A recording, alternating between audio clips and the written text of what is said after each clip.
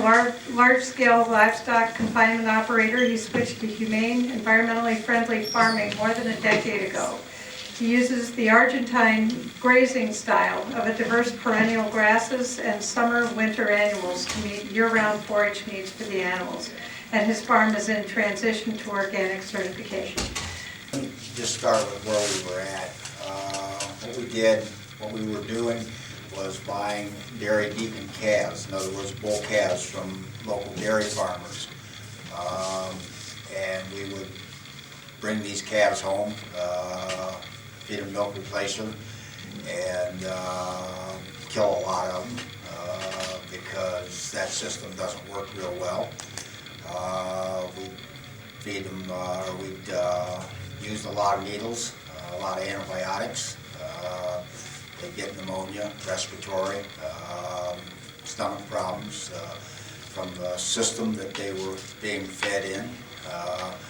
But we did manage to get some of them up, and then we would feed them all grain.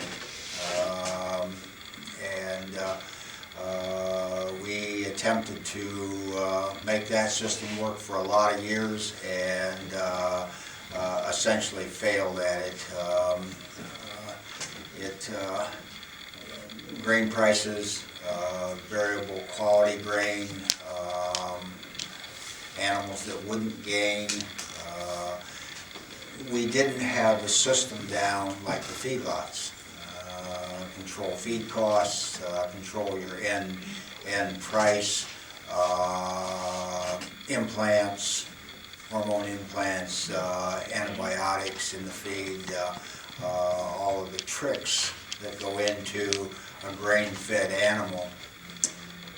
We acquired a group of 40 Holstein Jersey crosses as our last group and did all of those tricks.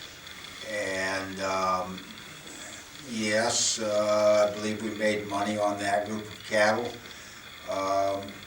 but the process, every 3 months we'd run them through a chute and inject hormones in their ears. About 2 hours after that, why, they'd all be tearing around the feedlot, acting like a bunch of bulls and carrying on. It was pretty crazy. And of course it was scraping feedlots on a daily basis, shoving this off into a lagoon that we had, hauling manure, all those kinds of things, which hauling manure is one of my least favorite things to do on a farm. It seems so counterproductive. Decided that system was not going to work. There was way too much red ink. Just wasn't going to work. Okay, it was at that point that we started building fences around the perimeter fence around the farm, and decided to go to a pasture grazing type system, and haven't looked back.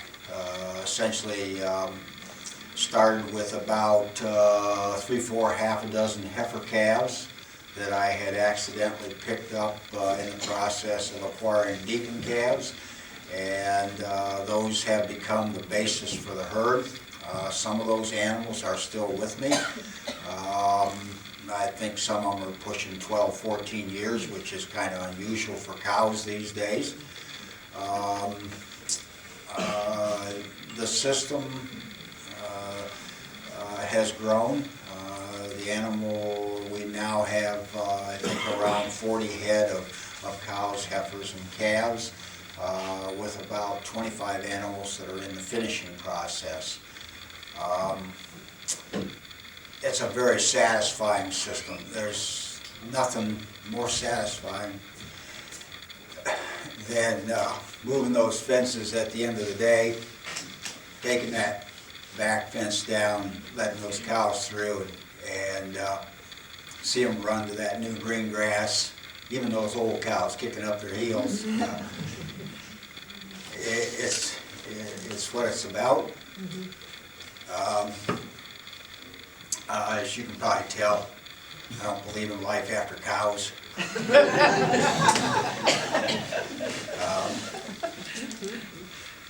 The biggest problem that I've got right now, other than a drought last summer and 7 months of winter, which is really killing me in terms of feed supplies and that kind of thing, but I've got some really tough girls out there. They're hanging in. Biggest problem, as I started to say, that I've got right now is supply. I direct market my beef, and the number of hits that I get on a daily basis on the farm website is, well, I can't keep up with it, so a friend of mine handles the communication aspects of the marketing. Right now, our beef, when it's sold, goes to Graham's Organics in Rosebush. They are USDA inspected, USDA organic certified. The meat is vacuum packed, and they just really do a super job. They're a great family that has put a real organic organization together. We are ramping up. One of the things that I did last summer, just kind of as an aside, as to what's kind of happened with the organization, the growth I can see. We've got more animals than what we've got land-based there at home, and so we're going to need to find probably some lands to pasture our animals on. Last year, the State Journal here, the local newspaper, has been talking about, and the city of Lansing, of course, is broke too. And so they had to abandon their golf courses, 2 of them. And so I've been watching them, and they've been talking about them in the papers, how ugly they look and growing up the weeds and all this kind of stuff. And so I got in contact with the City of Lansing Parks Department and said, hey, you know, I'd like to pasture my cows out there on those golf courses. And they said, well, that's an interesting proposal. Why don't you write us a proposal? So I did write them a proposal in terms of putting up some fence and pasturing their golf courses. They decided that they weren't quite ready for that. What I did do all summer is I purchased an old flail chopper, and I got a tractor and a feeder wagon, and so on a daily basis I would go to, actually I wound up cutting grass off of a golf course at the corner of Saginaw and Waverly Road, the Waverly Hills golf course. Maybe some of you know of that.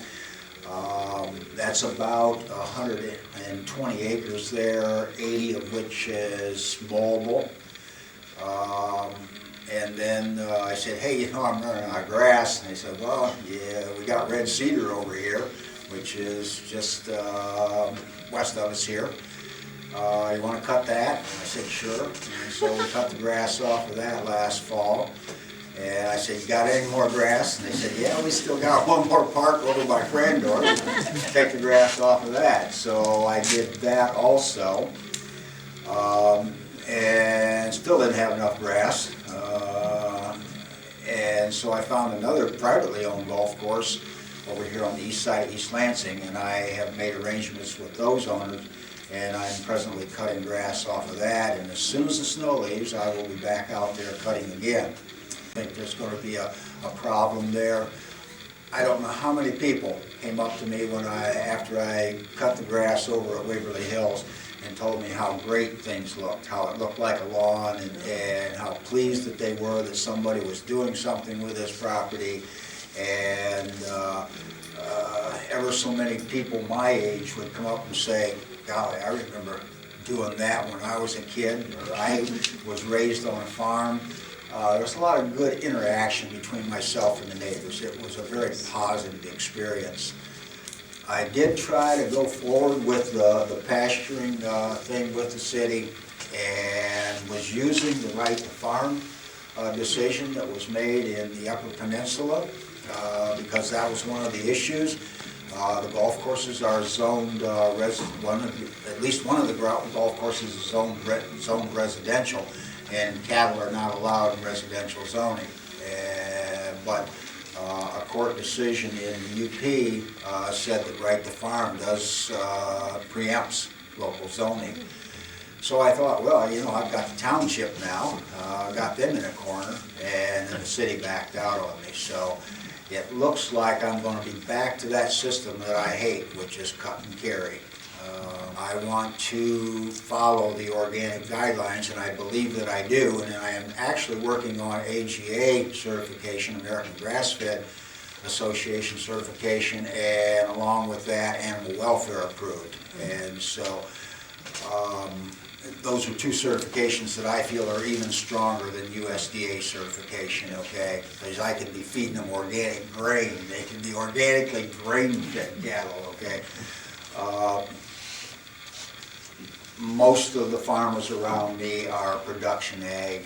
The land has all been hammered with chemicals. I have to find those parcels that have laid around vacant for 4 or 5 years so that I am in fact organic.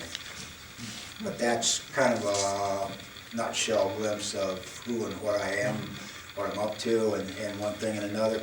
And I'll have to start taking some pictures.